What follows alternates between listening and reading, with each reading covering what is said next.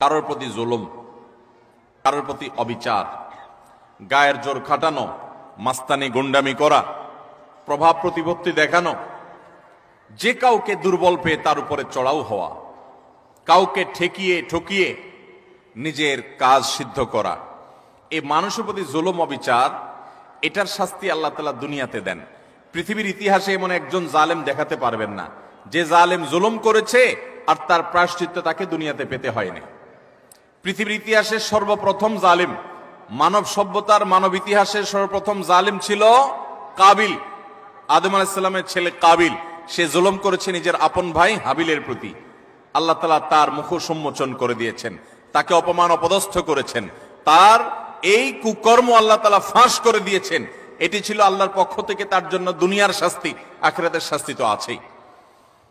পৃথিবীর ইতিহাসে বহু জালেম গিয়েছে, নমরুদ জুলুম করেছে, আবু জাহাল জুলুম করেছে, উতবা সাহেবা জুলুম করেছে, অনেক পরাশক্তি জুলুম করেছে। আল্লাহ তাআলা তাদের প্রত্যেককে অপদস্থ করেছেন, অপমান করেছেন, তাদের মুখ সম্মোচন করেছেন, তাদের শাস্তি দিয়েছেন। তবে আল্লাহ ছাড় দেন, আল্লাহ ছাড় দেন। আল্লাহ বলেছেন ইন্নামা নুমলি লাহুম, আমি ছাড় দিয়ে রাখি। ইন্না কাইদি মাতিন, ছাড় দেওয়ার পরে যখন ধরি সে ধরাটা হয় বড় শক্ত, সেটা থেকে বাঁচার কোনো উপায় থাকে। জুলুম এমন অপরাধ, কোন মুসলমান যদি কোনো হিন্দুর প্রতি জুলুম করে, কোন নামাজি মানুষ যদি কোনো বেনামাজির প্রতি জুলুম করে, কোন ধার্মিক মানুষ যদি কোনো অধার্মিক মানুষের প্রতি জুলুম করে, তারপরও আল্লাহ তাআলার সাহায্য ওই মাজলুমের প্রতি থাকে, হোক সে অমুসলিম, হোক সে অন্য ধর্মের মানুষ। কারণ জুলুমকে আল্লাহ কখনো সহ্য করেন। ভাইরা আমার, পশু পাখি তাদের কোনো জান্নাতও নাই, জাহান্নামও নাই। পশু পাখির কোনো জান্নাত জাহান্নাম আছে? তাদের কোনো ইবাদত বন্দেগী আছে? আল্লাহ তাআলা কিয়ামতের দিন গরু ছাগলকে জিজ্ঞাসা করবেন, তোমার যৌবনকাল কিভাবে কাটাইছো? ঘাস খায় কাটছো নাকি শুয়ে শুয়ে কাটছো? আল্লাহ জিজ্ঞাসা করবেন। জিজ্ঞাসাবাদ হবে মানুষের এবং জিনের। পশু পাখির কোন জিজ্ঞাসাবাদ হবে? পশু পাখির আল্লাহ জিজ্ঞাসা করবেন ঘাস বেশি খাইছো কিনা, অপচয় করছো কিনা, তোমার মালিক তোমাকে ঘাস খাইতে দিছে, অর্ধেক খাইছে আর অর্ধেক ফালাইছো, অপচয় করছো, জবাব দাও। এরকম কোন কথা আছে হাদিস কোরআনে? নাই। তাদের কোনো বিচার নাই। কিন্তু জুলুম এমন অপরাধ, পশু পাখি পর্যন্ত একজন আরেকজনের প্রতি জুলুম করে। একটা গরু অন্য গরুটার উপরে চড়াও হয়ে তাকে আক্রমণ করে রক্তাক্ত করে ফেলেছে, গায়ের জোর ছিল। একটা ছাগল শিং ছিল আর একটা শিং ছিল না, যার শিং ছিল সে শিং দিয়ে গুতগুতি করে অন্য আরেকটা ছাগলকে আহত করেছে, আঘাতপ্রাপ্ত করেছে। একটা মোরগ অন্য মোরগের প্রতি অবিচার করেছে। নবী করিম সাল্লাল্লাহু আলাইহি ওয়াসাল্লামের সুস্পষ্ট হাদিস পাওয়া যায়, কিয়ামতের ময়দানে এই পশুগুলোকে আল্লাহ তাআলা মাটি হওয়া থেকে আবার পুনরায় সৃষ্টি করবেন এবং দুনিয়াতে যে যার প্রতি অবিচার করেছে সেই অবিচারের বিচার আল্লাহ করবেন। যে এখন তুমি যে দুর্বল ছিল সে সবল যে তার প্রতি জুলুম করেছে, তার প্রায়শ্চিত্ত স্বরূপ তাকে সে গুঁতো মারবে এবং এর শাস্তি পাবে। এরপর আল্লাহ বলবেন কুনু তুরাবা, তোমরা আবার মাটি হয়ে যাও, আবার তারা মাটির সাথে মিশে যাবে। অর্থাৎ তাদের কোনো বিচার নেই। কিন্তু পশু পাখিও যদি একে অন্যের প্রতি জুলুম করে, আল্লাহ রাব্বুল ইজ্জত তার বিচার কিয়ামতের ময়দানে করবেন। তাহলে মানুষের জুলুম এটা কত জঘন্য হতে পারে, কত ভয়াবহ হতে পারে।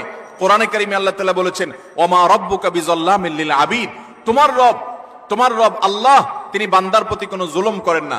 আল্লাহ হাদিসে কুদসিতে বলেছেন ইন্নী হারামতু যুলমা আলা নাফসি, আমি আল্লাহ, আল্লাহ বলেছেন তিনি আল্লাহ, তিনি তার নিজের প্রতি নিজে জুলুমকে হারাম করে দিয়েছেন। আল্লাহর উপরে কোনো হালাল হারাম করার কেউ আছে? হালাল হারাম করবে তো তিনি, যিনি মহান সৃষ্টিকর্তা, তিনি নিজে সৃষ্টিকর্তা, তাকে আবার হালাল হারাম বাতাবে কে?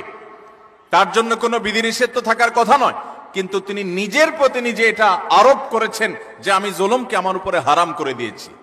আজ সমাজের চতুর্দিকে তাকালে দেখবেন এই ভয়াবহ অপরাধ।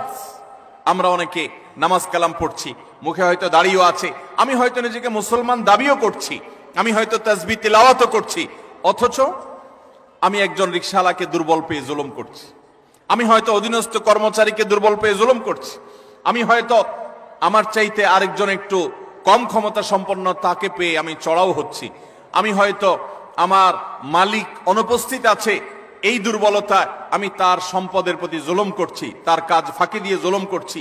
এভাবে চতুর্দিকে দেখবেন জুলুমের এক মহোৎসব চলছে। আল্লাহ রাব্বুল আলামিন কোরআনে কারিমে পরিষ্কার ভাবে জানিয়েছেন যে জুলুম যদি কেউ করে, এই জুলুম চুল পরিমাণও যদি করা হয়, এর বিচার আল্লাহ তাআলা করবেন। আখিরাতে শুধু বিচার হবে তা নয়। আমরা যে হাদিসটি আবু দাউদ এবং তিরমিজিতে পাই, সেই হাদিসে নবী সাল্লাল্লাহু আলাইহি ওয়াসাল্লাম বলেছেন, মা মিন যামবিন আজদারু আন ইউআজ্জিলাল্লাহু লিসাহিবিহি আল উকুবা ফিদ দুনিয়া মা মা ইয়াদখিরুহু ফিল আখিরাহ মিসলাল বাগয়ি ওয়া কাতিআতির রাহম। জুলুম এবং অবিচার যদি কেউ করে, তো এর শাস্তি আখিরাতে যা আল্লাহ রেখেছেন তা তো হবেই, দুনিয়াতে নগদ শাস্তি ভোগ করা ছাড়া মানুষ পা নাড়াতে পারবে না। একজন জালিম দেখাতে পারবেন না যে জালিম জুলুম করতে করতে হাসতে হাসতে দুনিয়া থেকে চলে গেছে, তার ভেতরে ত্রাস সৃষ্টি হয়েছে, কোন না কোন ভাবে আল্লাহ তাআলা তার জীবনটাকে জীবন্ত জাহান্নাম করেছেন, অথবা অপমান অপদস্থ করেছেন, বা ভেতরে ভেতরে শাস্তি দিয়েছেন। এই শাস্তি ভোগ করা ছাড়া কোনো জালিম যেতে পারে না। এই জন্য ভাইরা আমার, কারোর প্রতি যদি জুলুম হয়, বিশেষ করে আমাদের তরুণ বন্ধুদেরকে আমরা বলি যে কয়েকজন বন্ধু যখন একসাথ হন, শরীরের মধ্যে একটা ভাবসাব চলে আসে। কয়েকজন কলেজে পড়ুয়া বন্ধু, আজকাল কলেজে পড়া লাগে না, এখন কিশোর গ্যাং বাইর হইছে, পুস্কে পুস্কে 4-5 জন একসাথে হয়ে গেলেই মাস্তান হয়ে যায়, ঠিক না বে ঠিক? 4-5 জন একসাথে হলে শরীরে একটা ভাবসাব চলে আসে। একা একা যদি চায়ের দোকানে যান, তো আস্তে করে খুব নরম সুরে বলেন, মামু 1 কাপ চা দেন। আর যখন 4-5 জন 6-7 জন একসাথে যান, তো শরীরে ভাব চলে আসে। একবারে বেশি 2বার যদি ডাকা লাগে ওই টি বয়কে, ওই কর্মচারী বেচারাকে, তখন তার দিকে তেড়ে যান, শক্ত কথা বলেন, জোরে আওয়াজ করেন, ভাবখানা এমন যে আপনি কি হুনুরু হয়ে গেছেন। গাড়িতে উঠেছেন, বাসে উঠেছেন, কয়েকজন মিলে উঠেছেন, তো মনে হচ্ছে যে কিছু একটা বাসে উঠে গেছে, কোন একটা হাইওয়ান জন্তু উঠে গেছে, এরকম একটা ভাব চক্কর, ঠিক না ভাই ঠিক? ভাইরা আমার, কয়েকজন মিলে শক্ত আছেন, একজন রিক্সাওয়ালা হয়তো 10 টাকার জায়গায় 15 টাকা চাইছে, 1 টাকাও দিলেন না, পুরো টাকা না দিয়ে চলে গেছেন। বেচারা ফেলফেল করে চেয়ে আছে, কিছু বলার ক্ষমতা নাই। মনে রাখবেন, এর সবগুলো আল্লাহর খাতায় লেখা হচ্ছে। একটি পাপ এমন নাই, একটি জুলুম নাই যে জুলুম আল্লাহর খাতায় লেখা হচ্ছে না। নবী করিম সাল্লাল্লাহু আলাইহি ওয়াসাল্লাম সেজন্য বলেছেন, সেদিন আসার আগে নিজেদের এই সকল মামলাগুলোকে নিষ্পত্তি করে ফেলো, মানুষের অধিকারগুলো দিয়ে ফেলো, যাদের প্রতি জুলুম করেছো মাপ চেয়ে সেগুলোকে ক্ষমা চেয়ে সবগুলাকে চূড়ান্তভাবে নিষ্পত্তি করে ফেলো। যেদিন এগুলোর বিচার যখন আল্লাহ শুরু করবেন, তখন কাউকে ছাড় দিবেন না।